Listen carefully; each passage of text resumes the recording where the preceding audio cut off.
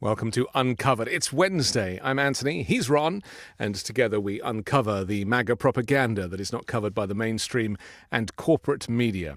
Ron, we have lots to talk about today. Donald Trump is going full fascist, it seems, and we'll expose some of that. But first, I think we should certainly reference this school shooting that's taken place in Minneapolis. Another situation where likely nothing is going to change. From what we've heard, it's a Catholic school, 2 children dead, 17 injured. I mean, just very briefly, you know, as an American, you obviously have, I suppose you never get used to it. From my experience as an immigrant, I mean, we had one school shooting in the UK and a year later they banned guns. And there hasn't been a school shooting since. Nothing's going to come of this legislation-wise with Trump in charge, certainly, is it? Well, certainly not at the federal level, of course. So, yeah, I mean, you know, it's obviously it's just another horrible tragedy. We've seen these constantly. Social media is a cesspool right now, you know, primarily MAGA people. You know, every time this happens, it's the same playbook with them, you know, which is why I kind of have a 24-hour rule where I don't comment on the, you know, on social media. I don't comment on these things because, like, this guy is a perfect example, it seems like to me, of what we commonly see with these mentally ill shooters, mass shooters, is, you know, they have these manifestos, they have these writings, they're all over the place with a lot of stuff in there.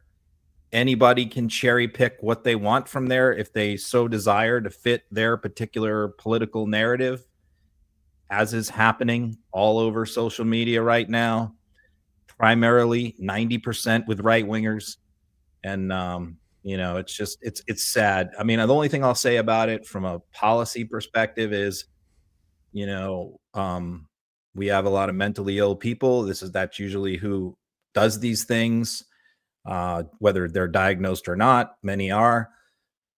Other countries have the same number proportionately of mentally ill people, but our mentally ill people have easy access to weapons of mass destruction. And it's unfortunate that mental illness is used as an excuse, though, by the Republican Party not to do anything legislation-wise. I personally don't believe that. I personally don't believe that these people that commit these types of crimes should be in the category of mental illness. I think we are all mentally ill to a, you know, greater or lesser degree.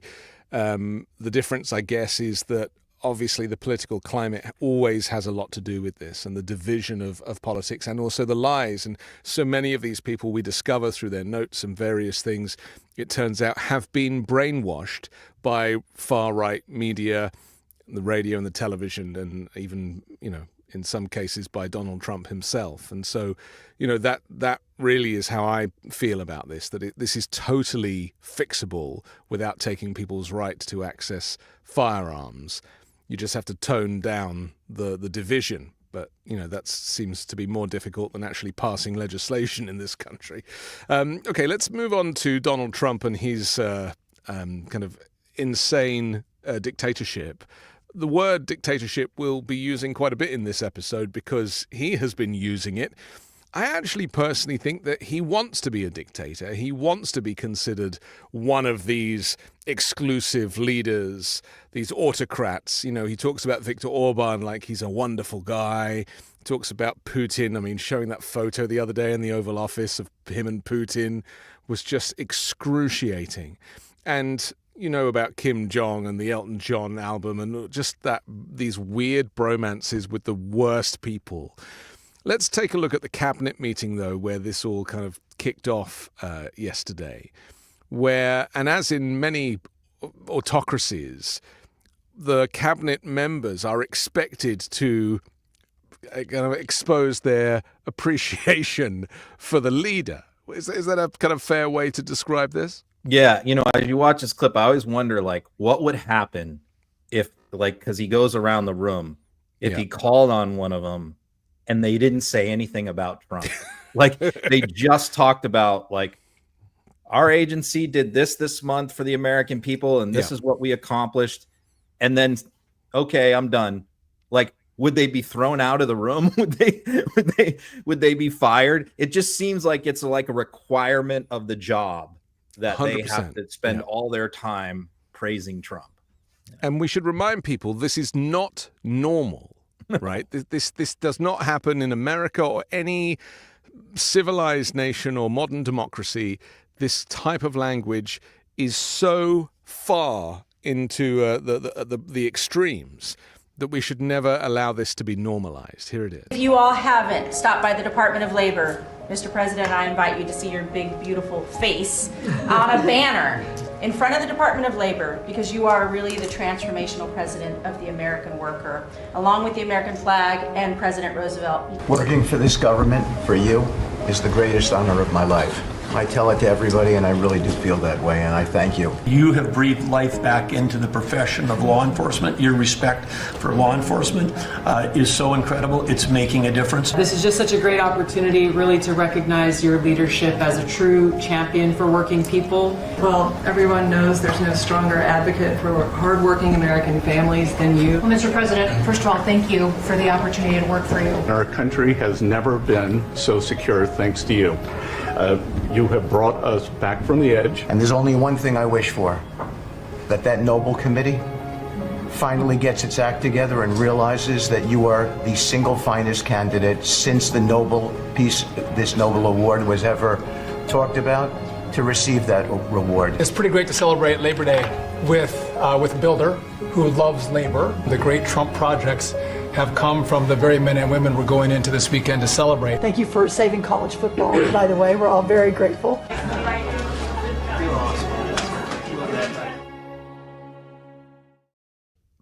Sorry, I just vomited a little bit in my mouth. What are we dealing with here, aside from sycophants and cult members? I mean, as you said, they've obviously been instructed to do this. But it was Trump's reaction, the way he's just like relishing, marinating in all of this, like it's feeding his empty soul. I mean, is that what this is, like a therapy sequence for Trump, I guess, is it?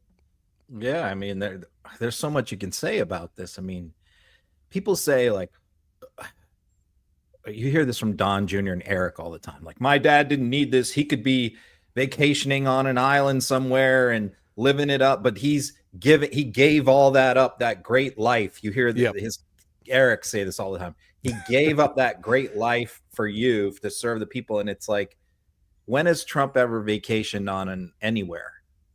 Trump doesn't take vacations. He doesn't go to desert island.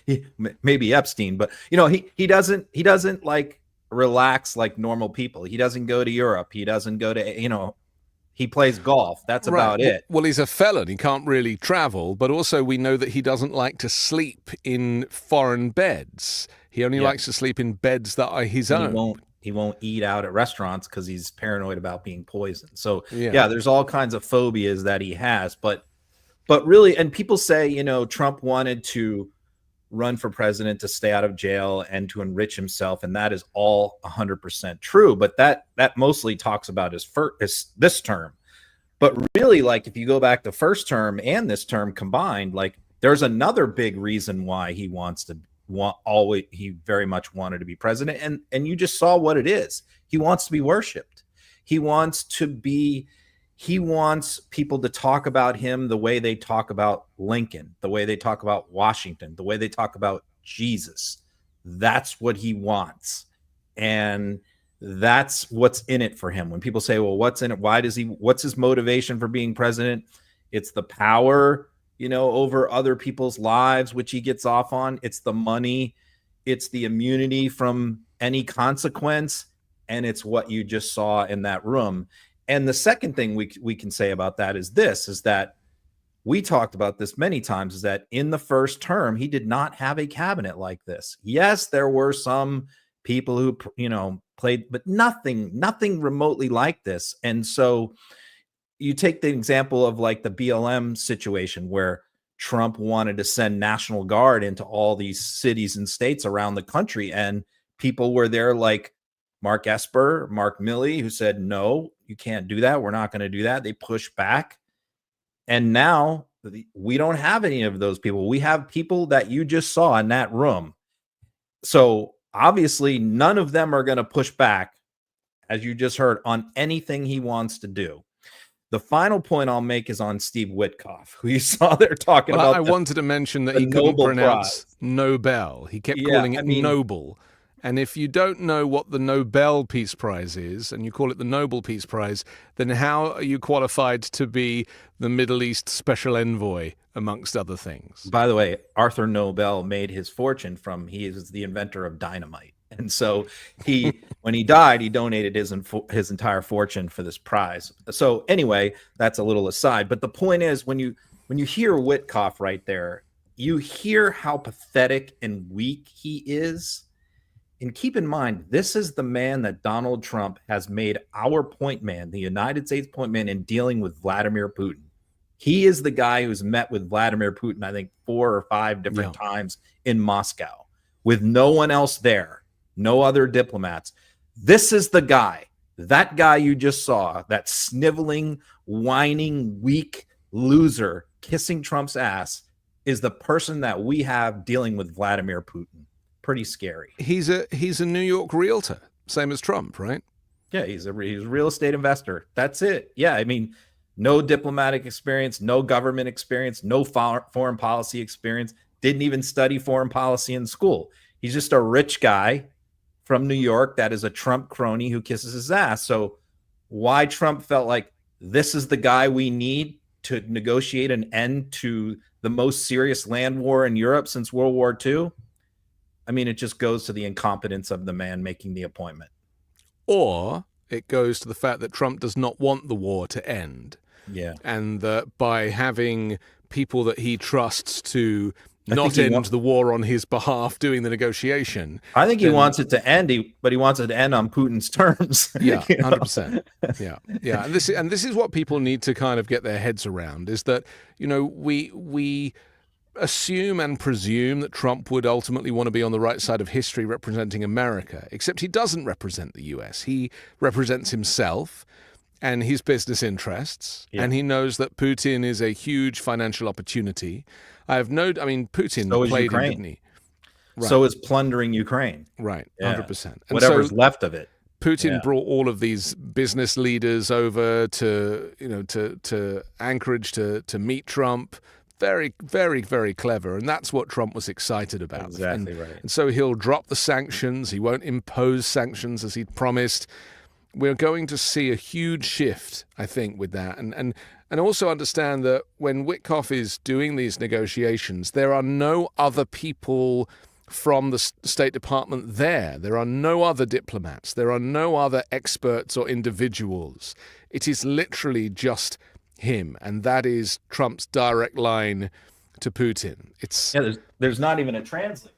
There's not even a translator, right? Yeah, there's not even a translator.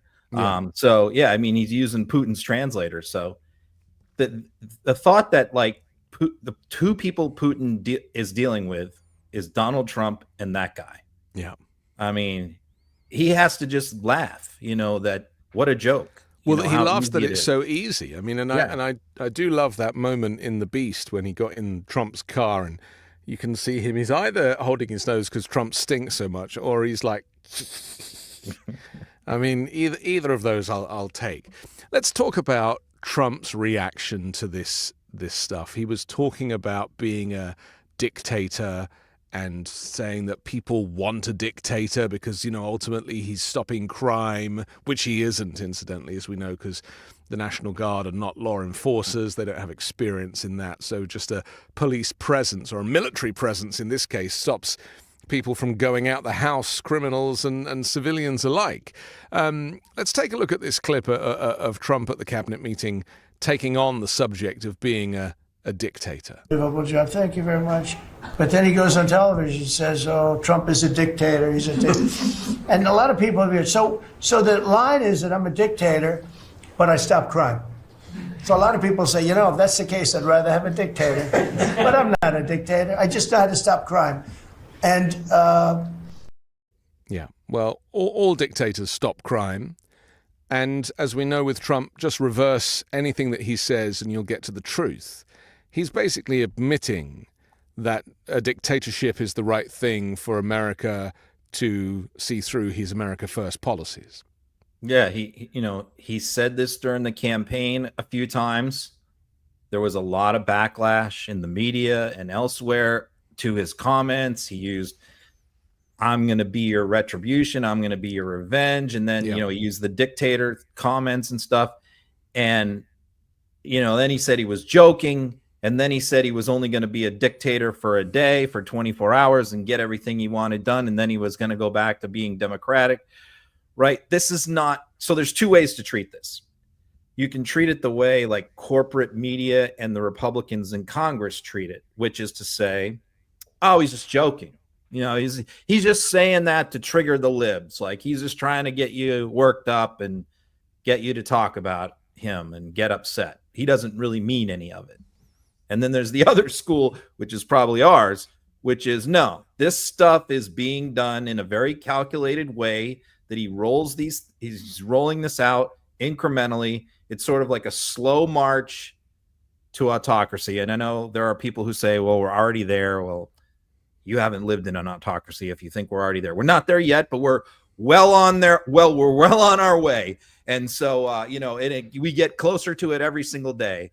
And this is the first time that because I pay very close attention to everything he says, sadly. And, this is the very first time when he has actually trotted out a specific policy reason why the United States might need a dictator, which is we have too much crime. Democracy isn't working to solve it. I have shown in DC through my dictatorial ways that I can solve the crime problem in DC. Therefore, but I can't do it outside DC because DC is a federal territory that I can control, but I can't do it in Chicago and New York. So I might need to be a dictator and seize control of these cities using the military. He's selling it to people like this might not be such a bad thing. And we heard like a little chuckle from people around the table, didn't we? When he said, oh, they say I'm a dictator. And you could hear cabinet members, they know that he's a dictator. They want a dictator because this owning the libs thing, which is obviously baked into this partisan culture, goes so far and it cuts so deep that they would take a Republican dictator over a liberal or a liberal Democrat any day. That's the saddest part of it, is that these people are all in on the dictatorship, as is the teachings of Project 2025. Let me say this too, because I obviously have a big presence on X. I've remained on there despite the fact that I'm on Blue Sky, but I have over 1 million followers on X, and a huge number of those followers are right-wing MAGA people, right? And they like to come after me and troll me and all that. And, I'll allow it as long as it's not like insulting, like personal. So, but increasingly, I have noticed more and more posts in my replies whenever I talk about Trump being a dictator or autocrat. It used to be they wouldn't react to it at all.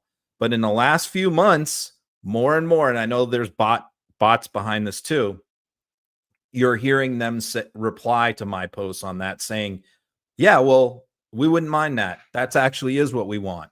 That is what we voted for. So it's almost like the quiet parts are coming out from the base saying like, yeah, actually we do want Trump as a king, So not only are the quiet parts coming from the Trump and his administration, but they're coming from his followers too. And one of my followers replied that not only are they saying the quiet parts out loud now, they're saying the loud parts even louder. Yeah, well, but this is the point: is that Nixon hid his stuff, didn't he? Like all of the dodgy stuff that he was doing, he hid, And that was part of the criminality. The cover-up was the criminality. Yeah. But with Trump, there is no attempt to hide any of this because stuff. The Republican Party was so different back then. I mean, the Republicans in Congress wouldn't have allowed. I mean, they were the ones when everything came out. They were the ones who marched down to the White House and said, you need to resign. I mean, can you imagine Mike Johnson or John Thune doing that with Trump under any circumstance? Like, no, these are Republicans in Congress that have been thoroughly defeated and by Donald Trump. They have been defeated by Donald Trump more than Democrats have been defeated. Right. I'm talking about like intimidation wise. They are more intimidated and afraid of Trump than Democrats are, because he made an example in 2020 and 2022 out of many of them. All the ones who voted for impeachment, all the ones who spoke out about January 6th, he made it a specific point to go after them and defeat them. I think it was like the 12 who voted for impeachment, 11 are gone. And he did that specifically, not just to get them out, but to let everybody else know you could be next. The executive overreach, which is a nice way of putting the authoritarian moves that he's making. I mean, this is we've been warning people for the last few years about this. There's no shock that it's happened, but my fear is that the drip, drip, drip of these policies that push us closer and closer to this kind of fascist dictatorship, it's happening daily. There isn't a day that I'm not waking up and looking at the wires and going, okay, there's something else that just takes us a little bit closer. And the problem is, like, if all these things happened on day one of his presidency, like all of these things, then people might be like, oh my God, like what's happened to the country? But his ability to kind of roll them out, or it's not his ability, obviously, but the people around him who are staggering these executive orders. These executive actions weren't written this week. They didn't just come up with this idea for another thing. These things have been in the planning for months and years. Yeah, I mean, and we're going to get into it later, but I mean, the excuse that they use, the pretext to fire, a Fed chair whose term doesn't expire for 12 more years. Yeah. I mean, there's one, threatening to pull the broadcast licenses this week of ABC and NBC, going after yesterday he mentioned going after Harvard and getting $500 million from them, and we shouldn't settle. I mean, it's just National Guard and sending them into the cities. It's one thing after another, which is why I get frustrated lately with some people who want to say that everything is a distraction from Epstein. Yeah. And this is a very common thing you hear from Democrats, which is every time you post something, I can post something about anything that Donald Trump is doing, whether it's the Fed chair, National Guard, whatever. And inevitably, a significant percentage of the responses from Democrats will be, that's just a distraction from Epstein. Well, okay. Some things are distractions from Epstein. I will grant you that. But many, many other things are not. But they are in and of themselves important to pay attention to. And we can't just push them to the side and say Epstein, Epstein, Epstein. There are other things that are also important. But two things can be true at the same time. That's right. And that's the other thing to remember. We are always desperate to kind of compartmentalize. But at the end of the day, everything is a distraction from Epstein, but everything is in the planning and is a dangerous step towards this dictatorship. I mean, we've already passed the point of the constitutional crisis. I mean, that passed months ago, when the plane with the migrants on it was, told, a judge said, turn the plane around, and it never did. I mean, that was the point at which we crossed the constitutional crisis line. We've crossed it dozens of times since. And I think it's important that people remember that this Alina Habba refuses to leave the U.S. Attorney's office in New Jersey, despite the fact that two different judges have ordered her out. Every sector, so many Ron. examples like that. It's every sector, from education and healthcare to immigration and public health and the environment. These are abuses of power. I mean, I was reading this morning about the MRSA vaccines, and the mRNA vaccines, I should say, and the flu jab, and how they're trying to just change the rules of the game so that, you just can't get it. Like it's the US is going to be so far behind the rest of the world on everything because they want to take it back to the 1850s. And it's not going to end well. I mean, this is the problem, and that's why they're trying to fix the interest rates so they can just clean energy. I mean, that's like one of the most important things in the world, especially for AI and other robotics and other things require a massive amount of energy, and so what are we going to do? Burn like a mountain of coal to power Elon Musk's AI factory in Memphis? I mean, is that, that's why Musk is so upset, by the way, about Trump canceling all the solar stuff, is because he needs that to power his stuff. They're shooting themselves one in thing the after foot. another where we are going to fall behind the world in so many different areas.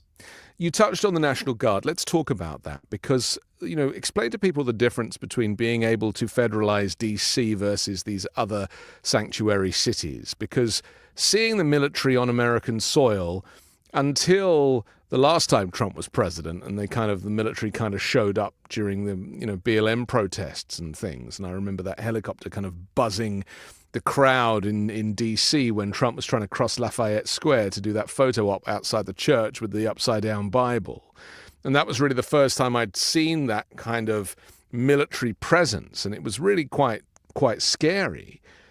But now it's in danger of becoming normalized, isn't it? And to the extent that these guys have got nothing to do in D.C. I mean, we see them here picking up the trash for Donald Trump. I mean, how do they feel about that? And who are these guys? Just tell us.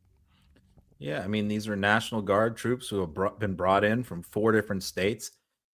It's a long video. I watched this, and you can tell, like, they're disgusted. You can just look at them. That's not normally how soldiers walk around in public in uniform. But they are obviously pissed off because these are National Guard troops. These are guys with full-time jobs. These aren't active duty soldiers.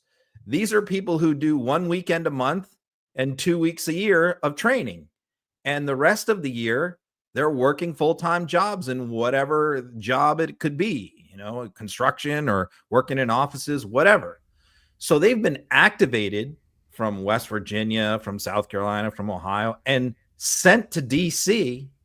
for what was supposed to be a huge crime crisis, and they're picking up trash around the White House. So it disgusts, I think, every military veteran, everyone who served in the military to see that. Certainly everybody who's been a junior enlisted person in the military has picked up trash and cleaned urinals and all that kind of stuff. So are they remunerated? But not like that. Are they paid for this? They're paid additional work. They're paid, but they might be making less than they make in their regular job. Well, that's what I wanted to ask you because it's you kind of leave your dignity behind when you sign up to be a National Guardsman because you want to do the right thing for your country, I presume. But picking up trash in D.C. for a tin pot dictator is not what you had in mind. Right. Who's going to want to join? I mean, who's going to want to join a National Guard if you could be activated? They sell you on, this is just 1 weekend a month. You'll be able to go to school, keep your full-time job. You only got to do 1 weekend a month in your state. Well, not so fast, because Donald Trump might activate you for 3-4 months. And Trump said there's no time limit on this, and, send you off to some city somewhere to pick up trash, and Trump has also promised to use the military to get the homeless out of DC. Yeah.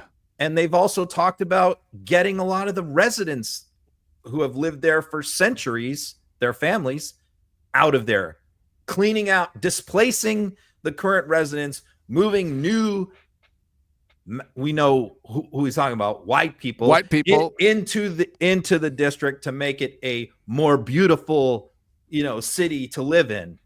That's really what they have planned. I'm telling you, it's more than just what we're seeing right now.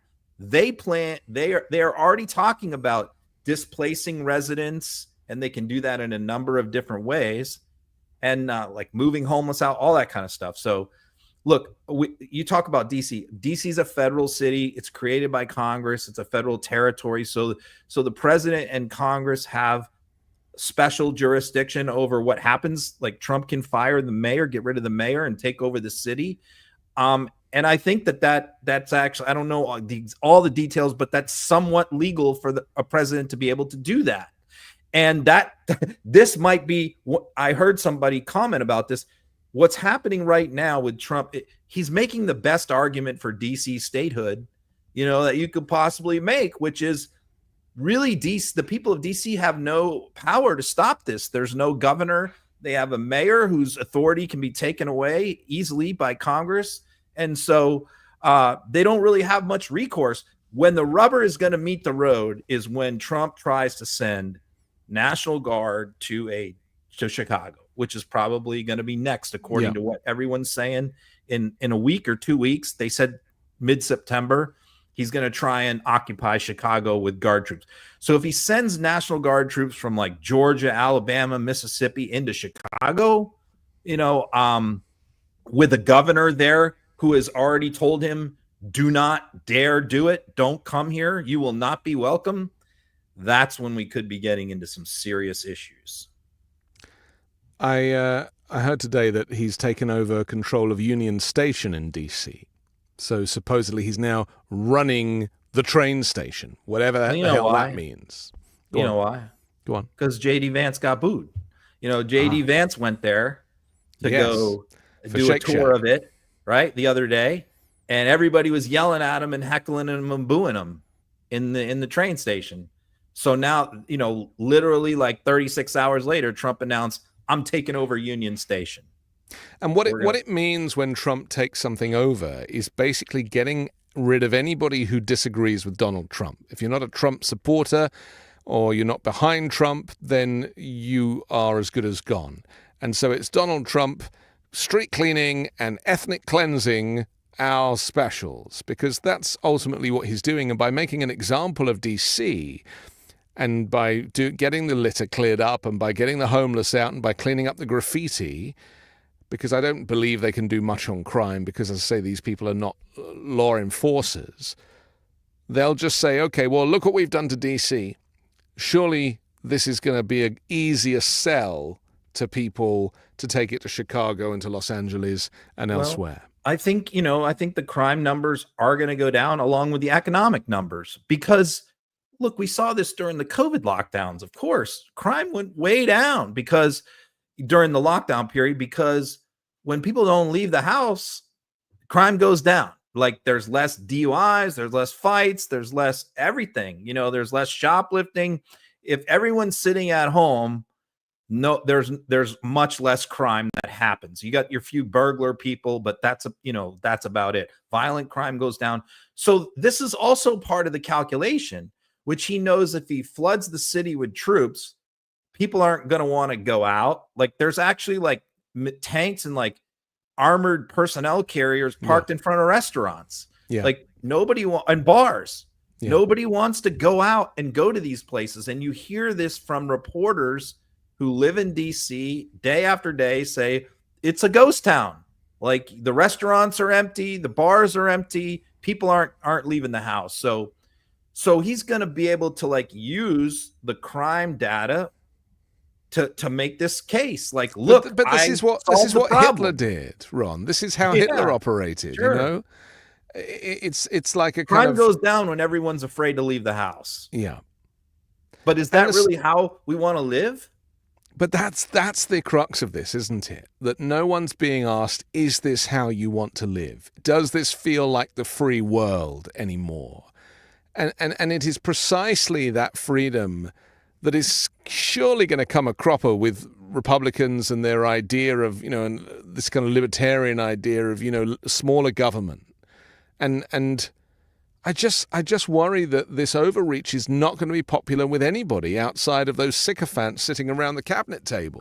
I have heard Fox hosts all week say, hey, it's worth giving up some of our liberty if we can have security, which is odd to me, because they made the exact argument about COVID, which is don't take away our liberty. We should be able to do whatever the hell we want. But now they're saying like, hey, if we have to give up some of our freedom to be crime free, then that's a good trade-off. And they made that in the context of restaurant owners in DC complaining that they were losing business. And what the response to that from some of these Fox people is, look, you should be happy because, you know, your restaurants aren't being terrorized by criminals, in their dystopian view that American cities are war zones, you know, which is what they feed their audience day after day. And you think about it, like the average Fox viewer's age is 69. A new Nielsen report just came out about that. And they're white and they're male primarily. So think about it. And they're rural. So think about the guy who's like 69 years old. He lives in Iowa or Nebraska or Wisconsin or on a farm, and he watches Fox all day and he never travels. And all he hears all day is these cities are war zones, and he's shown like isolated criminal incidents on loops over and over again. And that's what they do. They get these people in these mentalities like everything's out of control, everything's falling apart. Therefore, we need a strong man to go in there and clean it all out. That's same the as propaganda. Same as what Hitler did, just to keep bringing it back to history. Now, there are other methods that Trump is using where, you know, he comes a little unstuck and he wants to bring about change, so he kind of makes up some garbage. And I'm talking about Lisa Cook in this case. Just tell us about her before I show this clip of Elizabeth Warren talking about it. Lisa Cook is one of these people who sits on the committee to decide interest rates. Is that right? Yeah, among other things, but yeah. Amongst some other things. And so, I mean, aside from the fact that she's a black female, but he's basically not got cause to fire her. So he's made up some stuff about mortgage fraud, which has nothing to do with her job, and is using that as the impetus and collateral to have her removed. Yeah, this is actually like very sinister because it's not limited to her. You know, what it is you have this guy, Bill Plute, who is a Nepo baby, you know, part of a extremely wealthy family of builders. He's like the flunky son, but he's super wealthy, young guy, and he's nuts. He's nuts. If you go on his social media page, I follow him. It's just nonstop insanity. And so he was put in charge of the federal agency that oversees home mortgages. Fannie Mae, Freddie Mac, all approves them, scrutinizes them, looks for fraud. Now, this is a sleepy job. You have never heard of any other person who has held this position before in the history of this country, because it's a job where, like, no, you know, it's non-controversial, it's not political. But this guy went in there with a specific agenda that he was going to weaponize this particular agency, which oversees over half the home mortgages in the United States, regulates them. And he was going to use that agency instead to go after Democrats, to go comb over if they've ever applied for a mortgage through FHA, Freddie, VA, any federal vehicle. They're scrutinizing their mortgage applications, and they're looking for any false statement, discrepancy, everything else. And the most popular thing that they're using, which they're using against Adam Schiff, he's done a criminal referral on her, and Lisa Cook, is where you have more than one home that you own, as many people who work in DC and come from somewhere else do.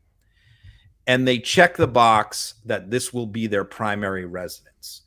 And I'm not a mortgage lawyer, but apparently you're only allowed to have one designated primary residence, and the other one has to be listed as like a vacation property or investment property for lending purposes. So apparently, according to him, she has two residences, and on her mortgage application, she checked, this will be my primary residence, and Schiff did the same thing. Okay, so this is the great crime, right? Right. But what we know is, so there's two issues here. Number one is, like, is that a crime? You know, there's a lot of intent here, in trying to read somebody's mind, whether they intend to make that their primary residence or not. They could change their mind, etc. And the other thing is, does this have anything to do with their job? Because no Fed governor has ever been fired in the history of the United States. They're appointed for 14-year terms. Not one has ever been fired by a president. This is the first time in history. And the reason for that is because a president can't fire them. They can only be removed for just cause. And of course, since no one's ever been fired, that's never been tested in court as to what that means. Obviously, we know she hasn't been charged with a crime. She hasn't been convicted of a crime. And even if you say that she committed this violation and this was wrong, she shouldn't have done it. The question is, does that mean you can remove her as a Fed governor? So that's what's going on here. It's just Trump corruption. And the irony is that, most of the crimes that are being committed, serious crimes in this country right now, are coming out of the White House. And so to project all of these little petty issues onto other people who are actually diligent and are doing the right thing by the people, it's so offensive and backward. And, the only person that we have discussed here on this show who's actually been found guilty of mortgage fraud in a court of law is Donald Trump. Right. And there it is. Which is the irony of this. Let's take a look at what Elizabeth Warren had to say. I'm curious. The charges of mortgage fraud, obviously, she's fighting them. They haven't even been brought. But I am curious, if in fact this were to play out and she was guilty of that, do you feel that that is a fireable offense? Would you want to see her step down from the Fed if in fact she is found guilty of mortgage fraud? So first of all, as you say, these are allegations, and where did they come from? They came from a Donald Trump lackey who said, in effect, I have access to a whole bunch of data that nobody else sees, and let me see if I can go through the Donald Trump enemies list and find anything that I can claim is dirt that you might be able to use to lever somebody else. That's this process that's been going on so far.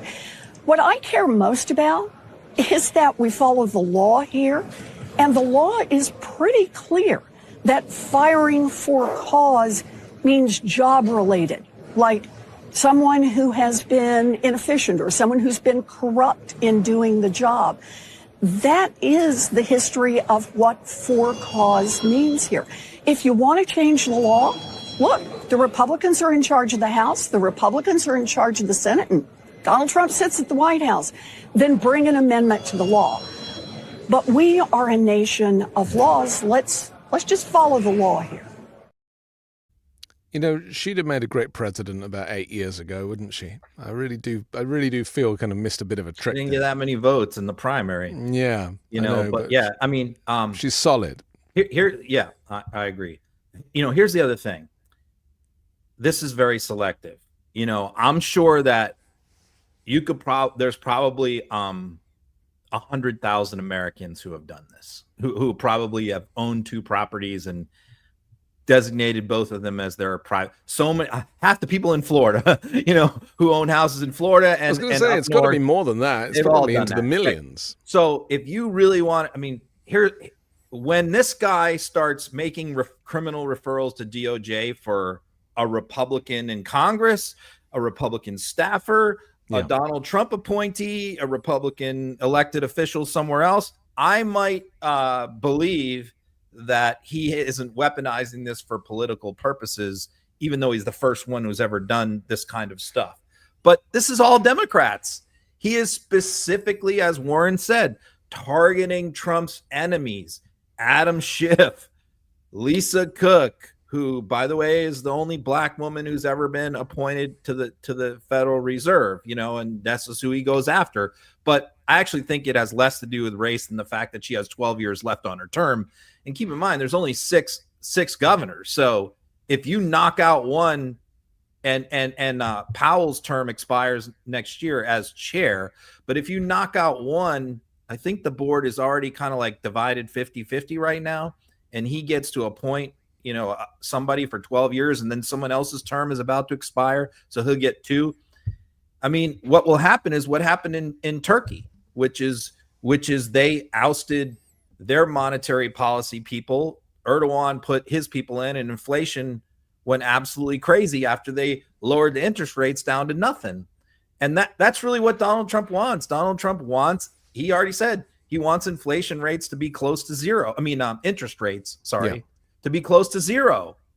Well, what you do is that completely overheats the economy. It basically makes, and lenders can't make a profit. It's the other problem. But they also want to stimulate the economy in the same way they did after the subprime mortgage crash. Yes, where that's they right. do quantitative easing and they print money and they kind of forcefully push more money into the system. Because they control more than interest rates. They control the monetary supply. Right. And that's ultimately what he wants to do, because that's the ultimate criminal scheme, really, isn't it? It's just fudging the economy to give it some life when it's actually dead on its back.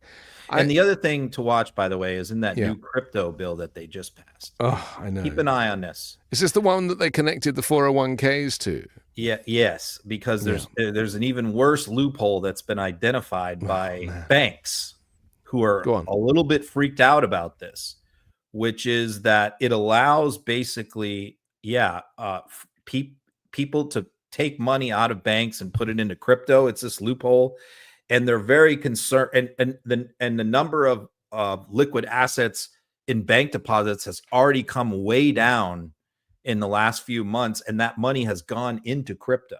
And banks are very, very concerned about that, about capital fleeing legitimate, solid banks that lend money for mortgages and cars, and it's going into the crypto market where scammers are taking the money and running, many of whom are overseas.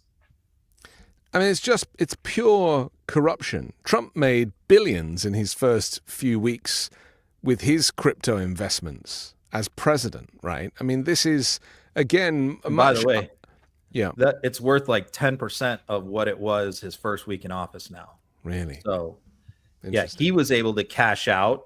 And by the way, this stuff is all unregulated, undisclosed. We don't know how much he cashed out. But after 1 week, it crashed, and it's in the toilet now.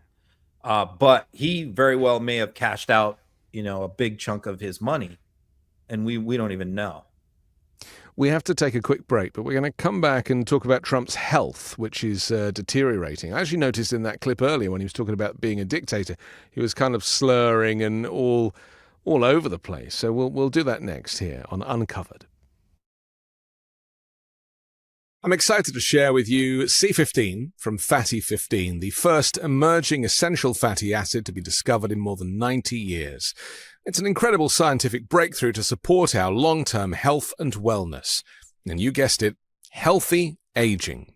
Fatty 15 founder Dr. Stephanie Venn Watson discovered the benefits of C15 while working with the US Navy to continually improve the health and welfare of aging dolphins.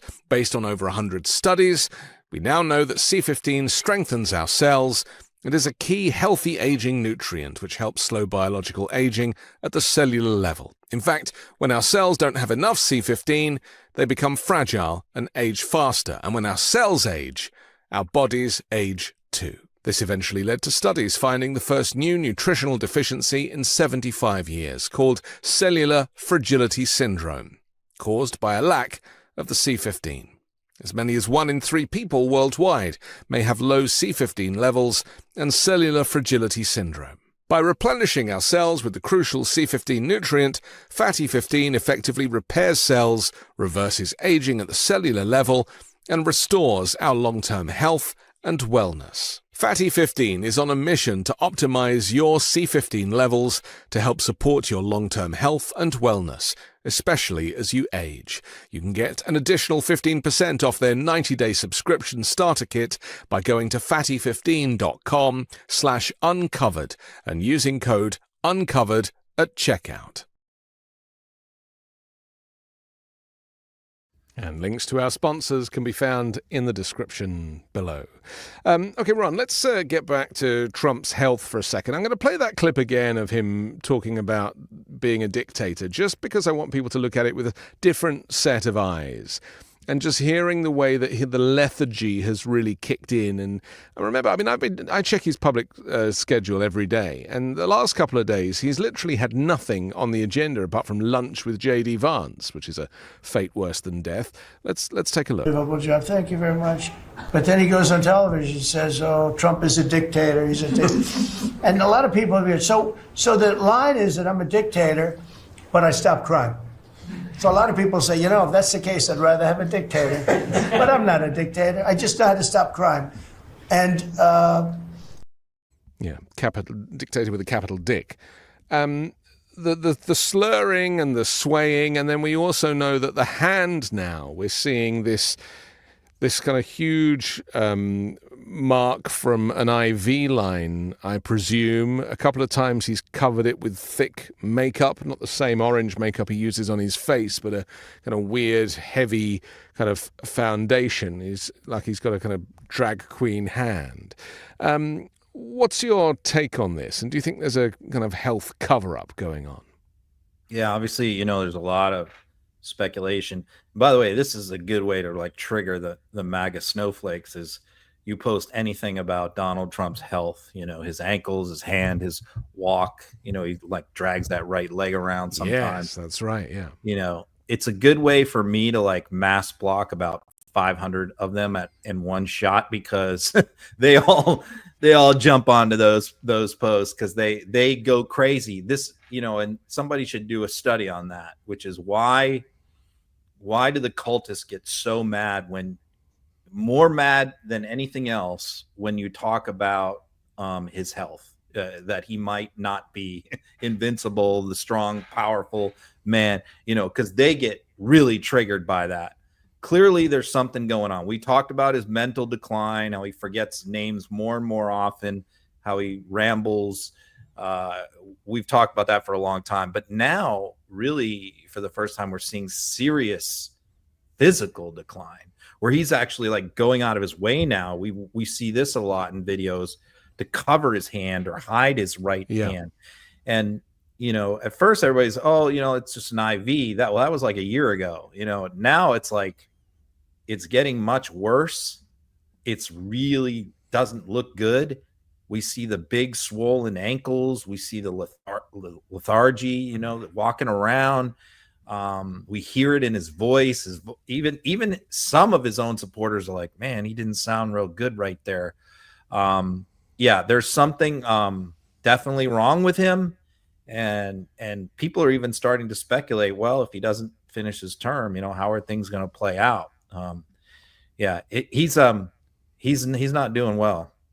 This is the $1 million question, isn't it? That how does MAGA survive without Trump and with, say, J.D. Vance in the hot seat? And because J.D. Vance is entirely unlikable as a populist, he does, as much as we revile Donald Trump, we can see that he's box office. We recognize that he knows how to play a crowd. Vance is the opposite of that. He is repellent, and people really, really don't like him. My favorite was when, he went to the Cotswolds in England for a vacation, and all the locals they wouldn't serve him in a restaurant. None of the staff came to the restaurant, so he couldn't get dinner that night. It was a wonderful outpouring of hate because they know who this guy really is. Ironically, J.D. Vance doesn't really know who he is because he's changed identity so many times. He has this kind of weird backstory. He's not the kind of TV Donald Trump who has had this kind of media and real estate career that people can easily identify with. So what's going to happen, do you think, if the Fuhrer does meet a sticky end? You're right. That's the $1 million question that's really going to come up maybe sooner than later. And everybody just assumes Vance is going to inherit the mantle. And I think there's a lot of people inside the MAGA movement who make that assumption, and the Republican Party as well. I do not. I absolutely don't. Because I can tell you, I just look at his performance electorally. When he was trying to run for Senate before he had the Trump endorsement on his own, just as J.D. Vance, the author, the former Marine, the businessman, the tech guy, and he got no traction, nothing. He was polling at 12% in a 5-person race. He was polling fourth consistently for many months until he got the Trump endorsement. The Trump endorsement is the only reason why he got elected to the Senate. He would have never won that primary in a million years. He wouldn't have even come in second. Best he could have hoped for was third. So that's without Trump on his own. So the question is, like, if something happened to Trump, like, is he the heir apparent? Well, Trump has a very peculiar set of personality quirks, the aura, the fame, the name recognition, the TV stuff. Basically, a lot of the things that we hate about Donald Trump are exactly what his supporters love, right? All those things, the brashness, the insults, the misogyny, they love it all. That's not Vance. I mean, Vance is a lot of those things, but he is a very different personality. Yeah. He's much more calculated and puppeteered, isn't he? He's more like an Elon Musk than a Trump. I mean, he is a weird guy. He's an abrasive guy. What I said the other day, and this post really went viral, it really touched a nerve with a lot of people, was, what I said is that, when he lies different than Trump. See, Trump just lies like it's like rolls off his tongue. Like it's just, like you actually, like, if you didn't know the truth and you were like from another planet or another country, you might think like, oh, he must be telling the truth because he sells the lies so well, because he's been doing his whole life selling products, bullshit products for overinflated prices. So Trump, that's just who he is. He's a pitch man. He's a salesman. He's a carnival barker. Yeah. When Vance lies, Vance lies in a condescending, sneering, arrogant, smug way. And that turns a lot of people. There's no charm to Vance. Interesting. That turns a lot of people off. I have a prediction, and I hope this doesn't come true, but I just want to throw it out there. We haven't discussed this in advance, but my prediction, if something happened to Trump and he either wasn't able to finish his term or he was, seeking to run again, which I think is highly likely, I think it will be Trump Vance or Vance, but I think it'll be Trump Jr. and Vance. And talk about someone with even less personality. And the reason I say that is because there is this obsession with dynasties and keeping it in the family. And Donald Trump Jr. is trying to emulate his father and be a showman, and he's horrible. I mean, a disgusting individual. Could also be Eric. It could also be Eric, sure, but I don't think that Junior would allow that somehow. and I fear, and because Junior is friends with Vance and is the one who kind of got him in there, I think that to maintain this toxic masculine dynasty, that the people would be more likely to buy into Trump Jr. and with Vance bringing the consistency of the double act into a next season, and I hate the thought of that, but that's where I think this might end up. Yeah, I mean, my feeling is like there's going to be that's going to be like the one and only chance for the establishment to try and reclaim the party from the MAGA nutcases, and I do think that they're going to look to rally around somebody.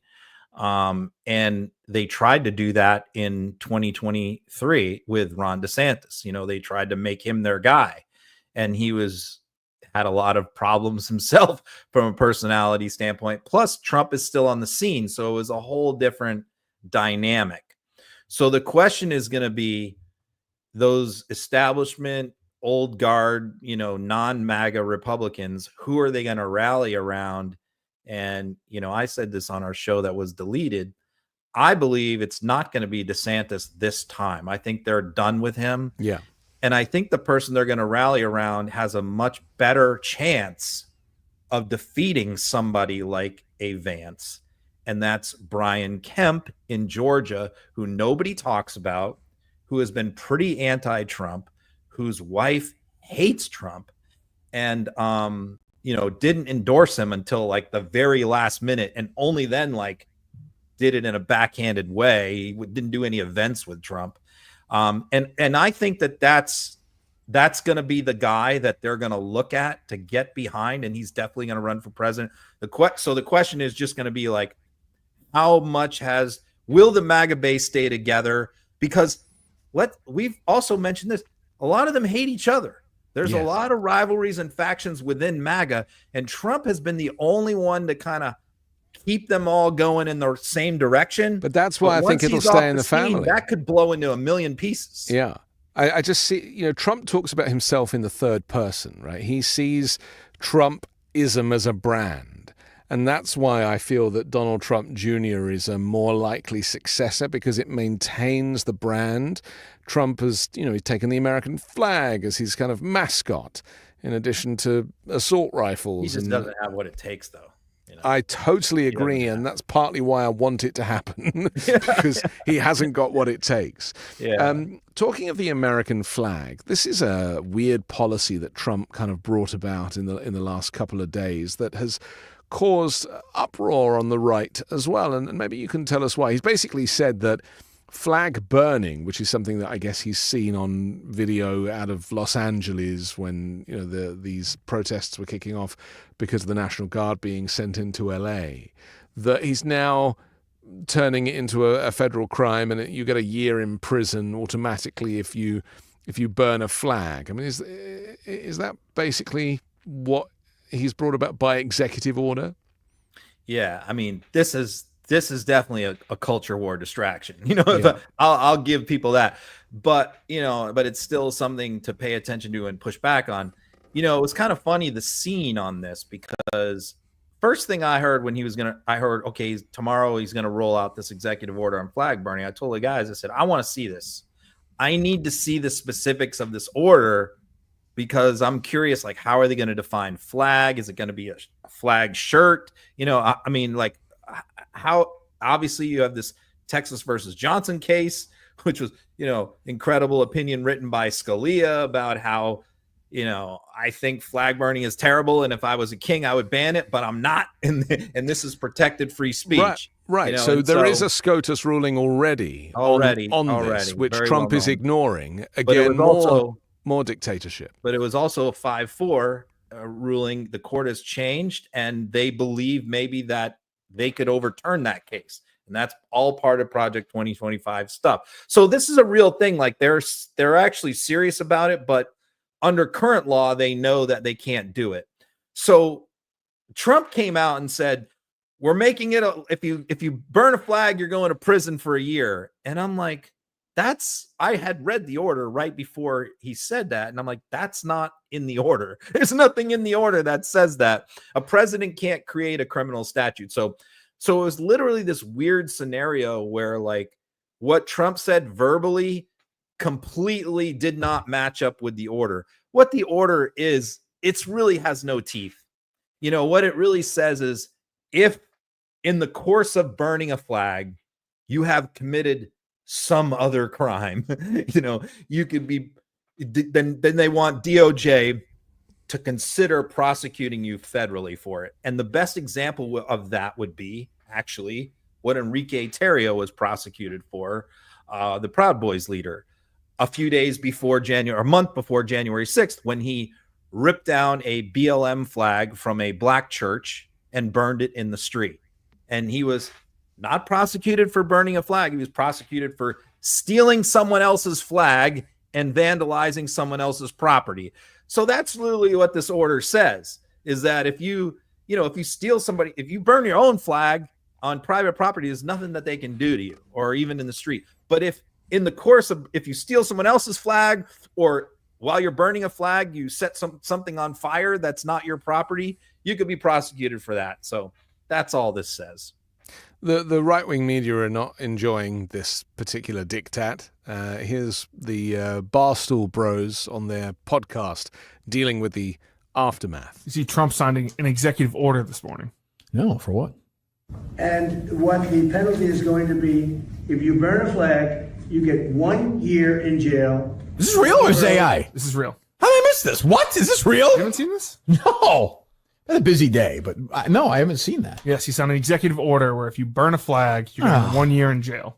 I mean, I'm not going to burn a flag, but like, that's what America's about. That's freedom of speech. Yeah, I mean, like, I don't even understand. Maybe I will burn a flag. I'll go to jail for a year? Yeah, you won't. Not 10 years, not 1 month. I don't like odd numbers, though. I'll do 2 years. Does anybody, like, the Jerry's, do people have his back on this? Oh, yeah, people are loving this. Like, Jerry likes that? No one, where that happens, no one's going to actually arrest you for it. Like, it happens primarily in democratic cities. If it happened in D.C. now, they wouldn't arrest somebody for that? Maybe it's a war zone now. That's what I'm saying. So, like, I don't know. Well, I mean, you're a military spouse. That's right. So, like, would your girlfriend care? She wouldn't like it, but I think she'd say, you don't need to arrest for it. I mean, yeah, right. I don't like it. It's a dick move, but like, that is nuts to me. Unless I'm missing something. I need gas cheaper and food cheaper. Yeah. Is anybody doing this, by the way, really? Anyway, is there an epidemic of this going on right now? People see that, like, protests and stuff all the time. Okay, this is what makes this country protest. I could call Trump a retard. Like, I'm not going to go to jail, although I'm starting to wonder now. Like, is this going to happen? But does it have any teeth that he just signed into law? I'm sure it won't be actually enforced or anything like that, because that 1 year seems like a judge is ripe to throw that out. If all you're doing is burning a flag, I get if you're like burning a flag and then throwing it on someone, or well, of course that's you're breaking the law. But if you're just standing there burning a flag, I mean, that's like kind of the most First Amendment thing you can do. If I was the left, like AOC, I would have a thing this week and get 300,000 people down and burn 300,000 flags. You're gonna arrest them all? Love that though. Who, the right? Trump would love Sure, that. that's what I'm saying, but what's he going to do about it? Arrest them all? Put them in jail? These fucking jails are crowded. You have people in jail? My tax-paying money's going to be paid for some guy in jail for a year who burned his fucking flag? That's the issue. I'm paying for him to fucking eat and take a shit? It's a terrible podcast. I mean, who listens to that garbage? Lots of people. I know. A lot of people. Yeah. Apologies for the swearing there, but they're Republicans. But yeah, those are Republicans. I mean, they're not happy. They're like, what? What is this? So, I mean, but they make a good point. Like, it's almost like they're baiting Democrats to do this because they want, those optics of Democrats burning flags. But this idea that is starting to kind of gain traction of accusing somebody of one thing, but actually prosecuting them through with something else, as a way, because this started with like Mahmoud Khalil, where they kind of picked him up, and then afterwards they're claiming that he wrote the wrong thing on his form for naturalization or something. Do you see what I mean? Right. Like they'll just go for anything, any infraction, any error, administrative or otherwise. The same with Lisa Cook and the mortgage thing. It's like, this is how Trump is getting around the law as it is written. And this is what is so authoritarian about the way that, he is handling things. Aside from sending the military into cities, it is just criminalizing people for things that otherwise would a blind eye would be turned, or a simple fine, or do you see what I mean? And that all of that, the snowball effect of that, is when you turn around and you go, hang on a second, I'm living in a police state, or I'm living in an autocracy. And that is the gradual chipping away of democracy. And, the gloves are off now. That's part of the key to unraveling his base, really, is because, look, he put together this coalition that includes a lot of libertarian-minded people, especially during COVID, who were furious about the lockdowns, the restrictions, the vax mandates, all that, and that really energized a lot of people to join the MAGA movement is during that time period. And these are people who are like rabidly anti-government. They don't want the government telling them anything to do, right? So this strikes to the heart of that mentality. It's like, wait a minute, you're telling me I can't burn a flag? It's the same thing that you're telling me I have to get a COVID shot. You're telling me I have to wear a mask. It's the same thing, In their eyes, one is to protect, one is to save your life. Mentality is what I'm saying, right? Yeah. In these town halls that we're seeing, some of these Republicans are actually starting to make their voices heard regarding their dissatisfaction with Trump's executive overreach. Let's take a look at one guy who's really kind of letting rip. My great-great-grandfather helped open this university. I am pissed, and I'm pissed at you because I have emailed you, because it's easier for me than to try to talk on the phone without profanity. I would appreciate you taking your father's U.S. Constitution book, read it, study it, make your own lines underneath it, and get Trump out of office. The man is a dictator. He knows nothing about what he talks about. I listened to him for about a half hour today, and I got sick at all the lies he brought up. Now, I'm about ready to lose my farm. Do you know why? I'm sure you don't know why. Lose your what, sir? Farm. Farm? Yeah. Why is that, sir? Because Missouri does not have wills. They have trust. They have legal zigzags. And a trust most people don't know anything about. So I'm dealing with a state that's a crooked state, doesn't care about what farmers happen. The only reason why we have farmers today is because the federal government funds them. How much money of our tax money goes to farmers? Farmers work very hard, but they're funded by the federal government, not by selling groceries. That's what Foster Farms and all of those characters, that's where they get their money. The price of steaks, $20 a pound, because of big business. You want to straighten out the budget? Start taxing corporations and the wealthy, like we've been telling you. Do you think we're idiots? Do you think we don't pay taxes? Do you think that we don't have to make budgets? You talk about half-truths when I listen to you. You know nothing about taking care of children because you've always had a really good-paying job. You know nothing about what a working-class citizen does. Come down here. Come down here and start trying to pay your medical insurance. Come down here and walk into Costco to try to feed your family, to feed your kid that's moved out, to feed your great-grandchildren. I had a very good job in California, and I'm able to feed my family, and it goes all the way to great-grandchildren. You're not helping me. Believe me, you're not helping me. You need to take your head out of Trump's ass and start doing your representation of us. We're seeing more and more of this, aren't we, Ron? And, you know, we've often spoken on this show about at what point will Trump voters, not necessarily MAGA diehards, but Trump voters, start to shift and recognize that Democrats are far more suitable a representative for them than all this MAGA garbage. Yeah, I think that, you know, we've seen this in the special elections. It's pretty clear that the Democratic playbook should be obvious, which is they all need to be running against Donald Trump all over the country. Yeah. And even though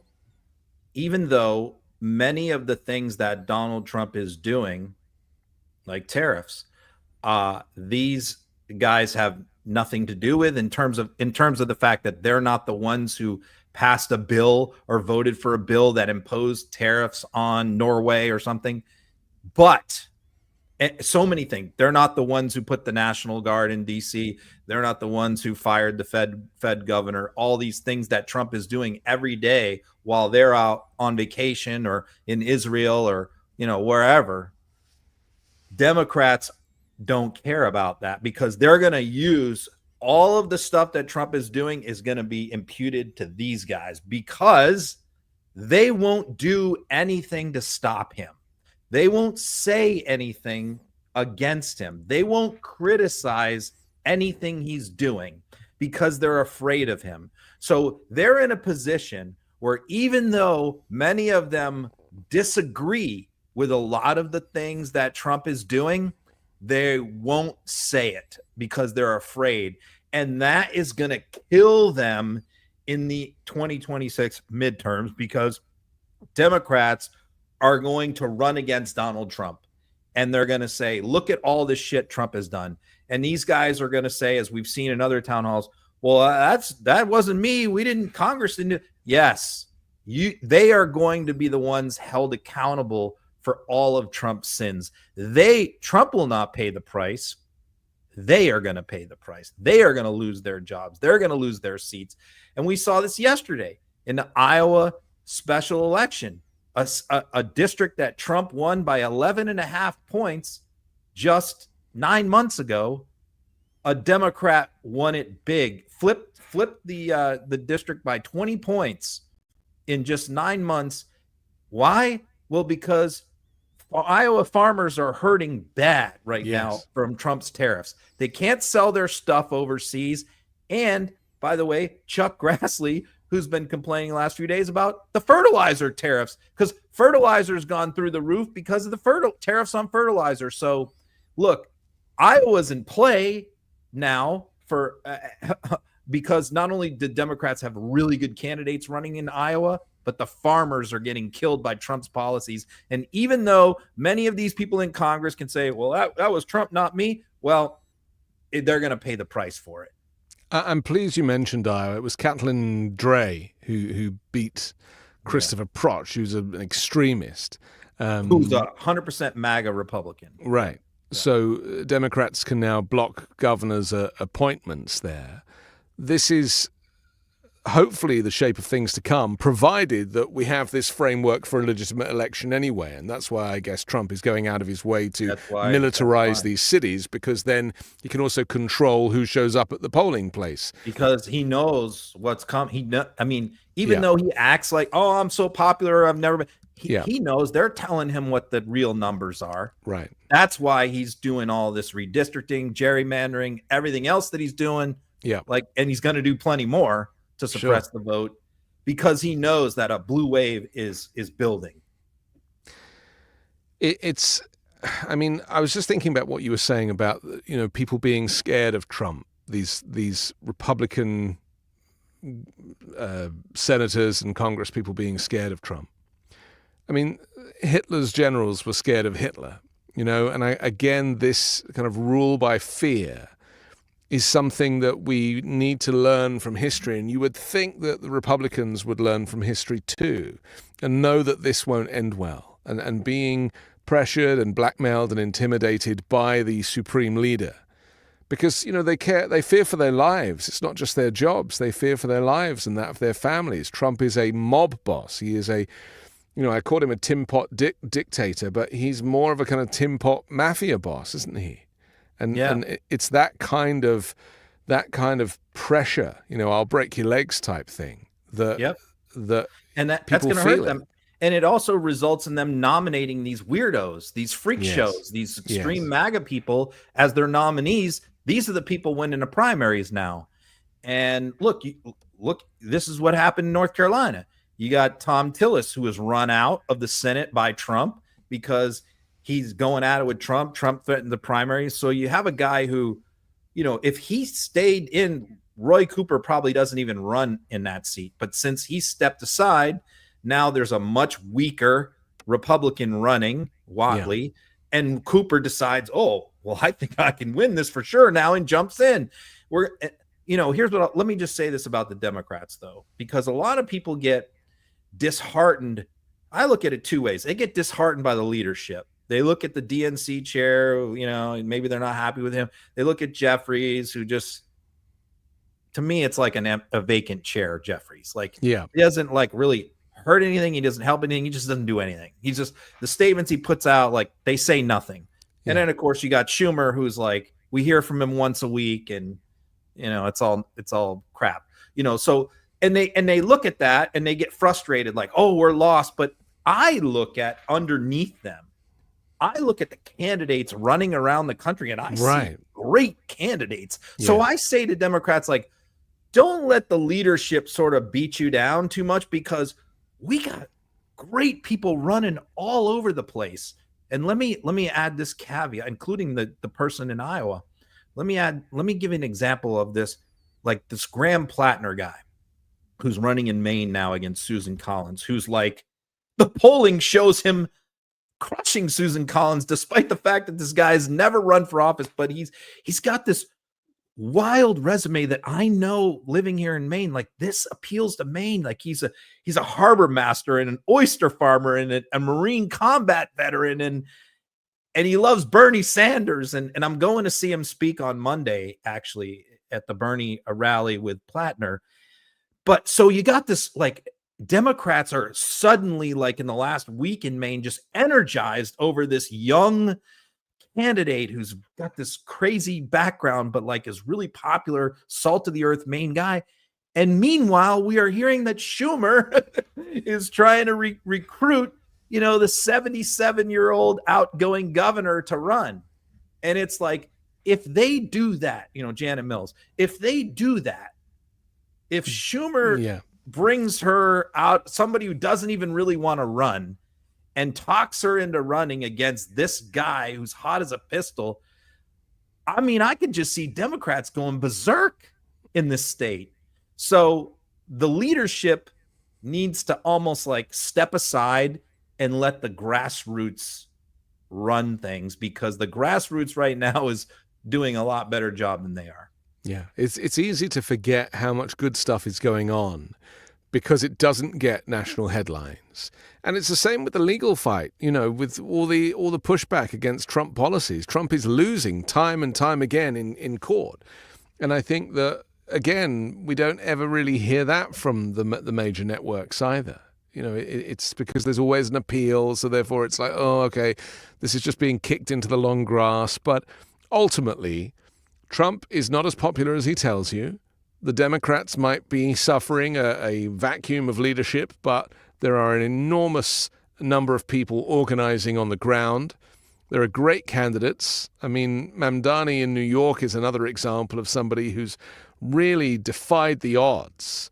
And I think we're going to see a lot more people like him showing up. Bringing new voters in.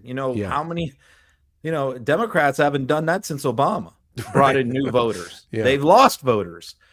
Trump is the one who's brought in new voters. But yeah, you have people like Plattner, like Mamdani, people like Ruben Gallego, around the country, younger people who are capable of bringing out new voters who haven't voted before, haven't voted in a while. And for the leadership, for the establishment to try and push them aside and tell them, no, we don't want, you're too left, you're too whatever. Yeah, screw that. It's not about being too left, which I don't believe. They need to butt out. They need to butt out. Yeah. I mean, James Tallarico in Texas is another example. There's another one. Right. There's so many good young Democrats. That's why I say, like, don't get discouraged by the leadership. Like, pretend that they're not there and look at the next level down. The governors, the Senate, the senators, the Congress, the people that we have around the country, we got great people. And at the same time, Trump is kind of contradicting a lot of his America First policies, and that is pissing off a lot of his base. I'm talking to this idea now that he's announced that Trump's letting 600,000 Chinese students into America so Americans will go to worse schools and keep them from closing. I mean, what is the story behind this? Before I play the clip of Howard Lutnick trying to talk his way out of it, because this kind of goes against everything that he's been saying about foreign nationals. Yeah, I'll say this was bizarre. This came out of nowhere. On Monday morning, Trump comes out and he's in the Oval Office and he makes this announcement. I mean, I think he was there for the bill about the flag burning. That's what it was. And he mentioned this thing. He says, oh, and by the way, we're also going to be admitting 600,000 students from China. And this is going to be a great thing. And it's like, what? Like right now, there's little less than 300,000 students from China that study at American schools. It's like 290 something. And he's talking about, we want to double that to 600,000 at a time when, like, if you asked the MAGA voter, any of them, like, what should we do with Chinese students in the United States? Like, literally 95% of them would say, get them out, send them back to China. Because their belief, and, there might be some kernels of truth in some cases, is like, they come here, they learn a bunch of stuff, particularly in tech and medicine, science, etc., get that knowledge from our universities, and then they go back to China, and then they use that against us in a competitive way. And that's, that's true. But a lot of them also stay here and they start companies and employ people here. But what Trump is honing in on, and this is, by the way, Howard Lutnick's idea, this whole thing comes from Lutnick. And it's not the first time that Lutnick's come up with an idea that the MAGA base is like, what? Including the $5 million citizenship things. Well, they've got to save the country somehow, right? By kind of reining Trump in some areas. There's a kickback here that we haven't uncovered yet. Yeah. But, the scheme is how they sold this is like, this is a huge money-making thing because these Chinese students pay top dollar. They pay cash for their tuition, they don't get financial aid. They're not getting Pell Grants. They're paying their tuition in cash, and they're getting charged more than American students. And most of them are going to elite universities where the tuition is very high. So the argument is like, they literally are helping to finance in a big, significant percentage a lot of major American universities with the tuition that they're paying. So we should ramp that up and make more money off Chinese students.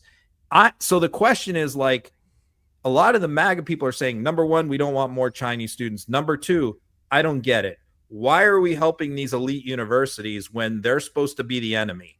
They're supposed to be bastions of Marxism.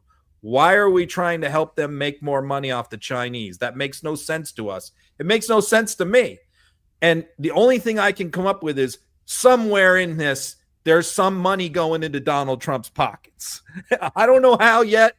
But maybe he's going to start some new Trump universities and they're all going to go there. Well, I was going to say he's done it by suing these other universities, right? From Columbia through Harvard, a lot of these payments are coming direct to Trump.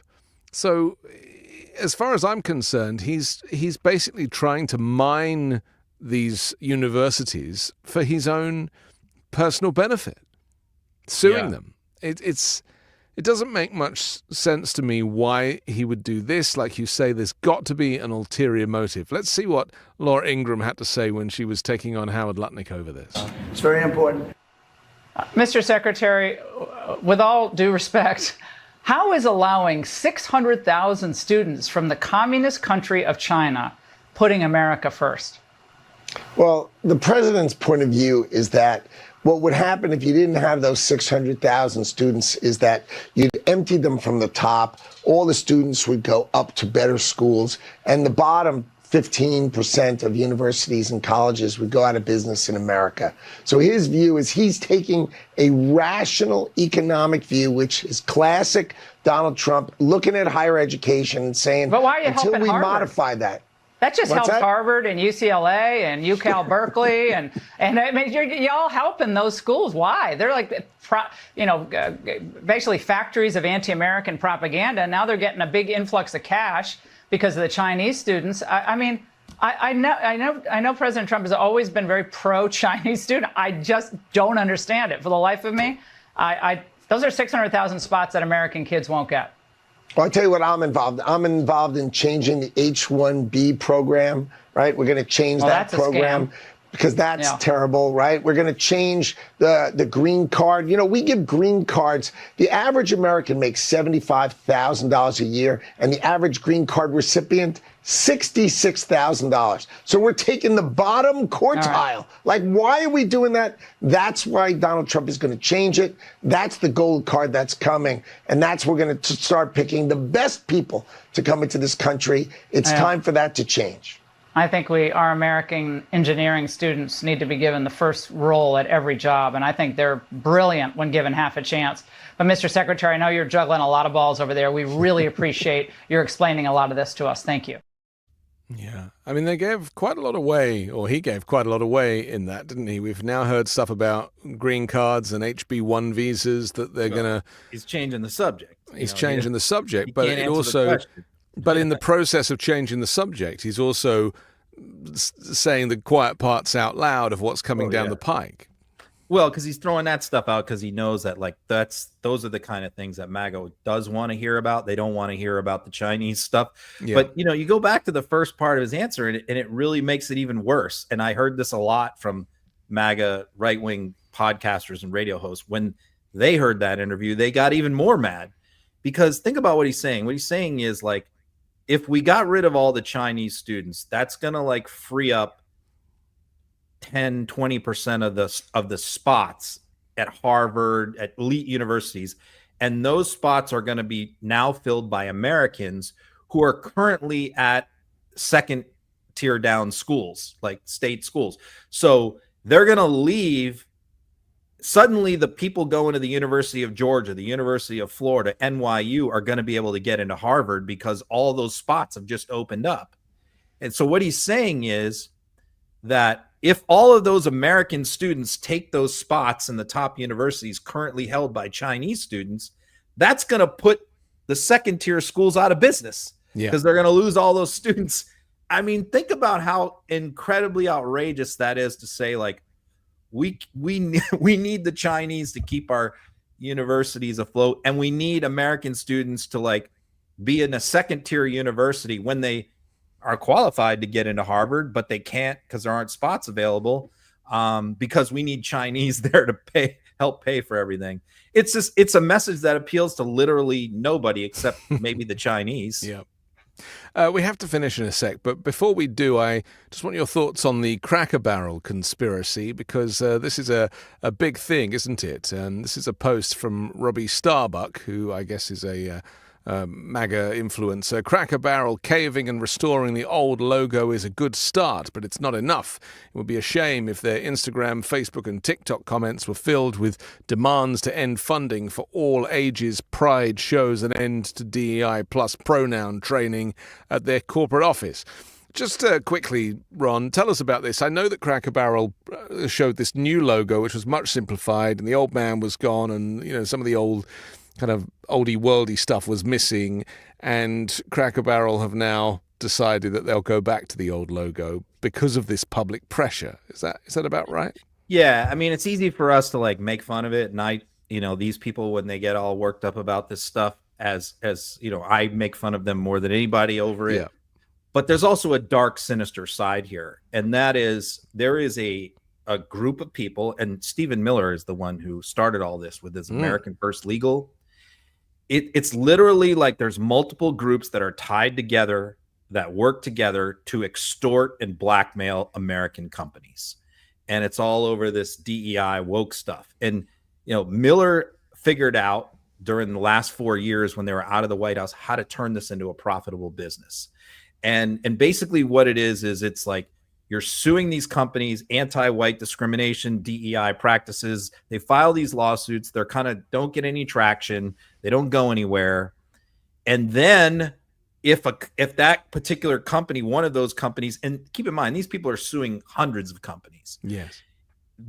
Makes a mistake, like I don't say mistake, but makes a Bud Light thing where they hire the trans person, or Cracker Barrel where they take Herschel, the Cracker Man, out of the logo, or anything that they do. There's been multiple companies who have done these kind of things. Then what they do is they organize their influencer army, which is one of the leaders of that is Robbie Starbuck, by the way, whose real name is Robbie Newsom, but he doesn't like using Newsom for some reason these days. Newsom is not a great name in the MAGA movement. So they get people like him, Don Jr. There's a whole crew of these paid influencer people.